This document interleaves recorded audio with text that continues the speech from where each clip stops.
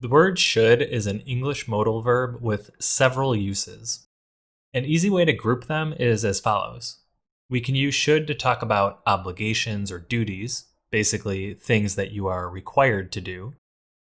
We can also use should to talk about expectations. In other words, things that we think are likely to be true or happen. Another way we can use should is for advice, recommendations, and opinions about what is right for people to do. Of course, it wouldn't be an English word if there weren't a few exceptions, so we'll look at those towards the end in the miscellaneous category. An example of using should for obligations is guests should leave by noon. This is a polite way to say that guests must leave by noon. An example of an expectation is they should be here by now. This means that we expect that they are here now. Finally, an example of using should for advice is you should visit. Perhaps this is advice you'd give to your friend when you learn they'll be in your city.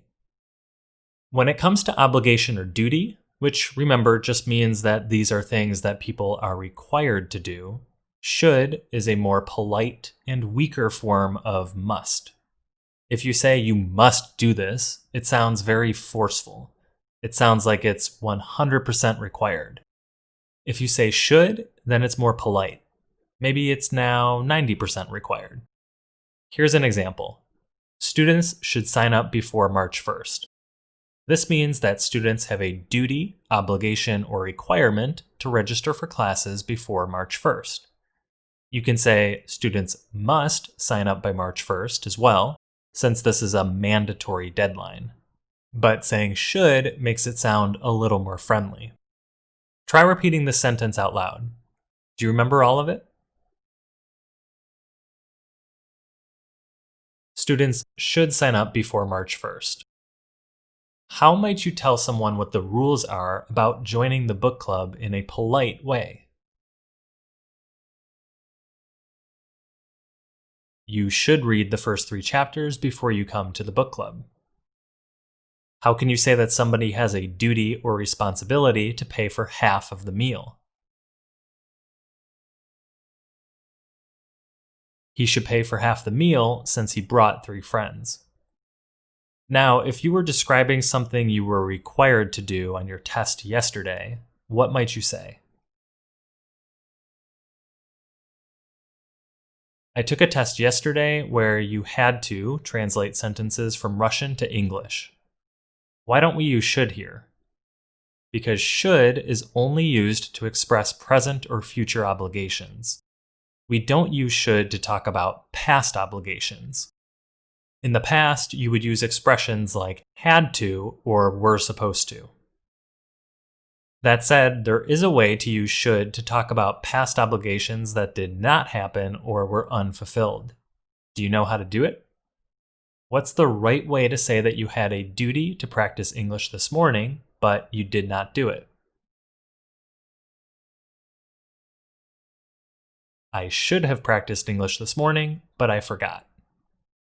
We use the construction should have plus a past participle like studied, practiced, called, or cleaned to talk about obligations in the past that did not happen. How can you use that expression here to say that somebody had a duty not to skip class, but in the end, they skipped it? She shouldn't have skipped class. How do you say that people were supposed to send invitations last week, but they did not? They should have sent the invitations last week, but it looks like they ran out of time. Of course, you can use should in conditional sentences as well. In this case, we can say, if it snowed, you should have stayed home. This means that in the event that it snowed, you had a duty to stay home. Maybe you were watching some kids and were supposed to keep them inside. Instead of following the rules, you did not fulfill this duty, and so we use should have. The last way to use should to talk about obligations is to ask for the reason why a specific obligation exists. If somebody told you that you must quit your job, how can you ask them for the reason why?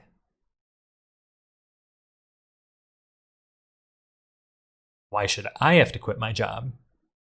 Notice that the subject, I, and the word should switch places to ask a question. How do you ask for the reason why we can't go to the movies? Why shouldn't we go to the movies? Great job. We just finished looking at the first category of should.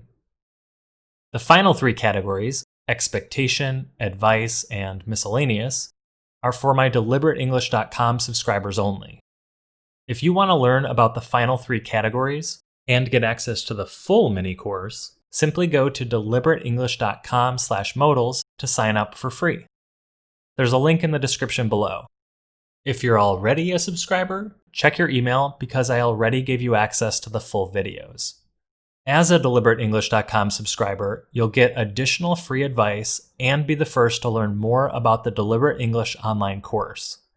The course is specifically designed to help you get out of English intermediate purgatory by actively using real-world English in a community of motivated students and native English speakers. I look forward to seeing you there.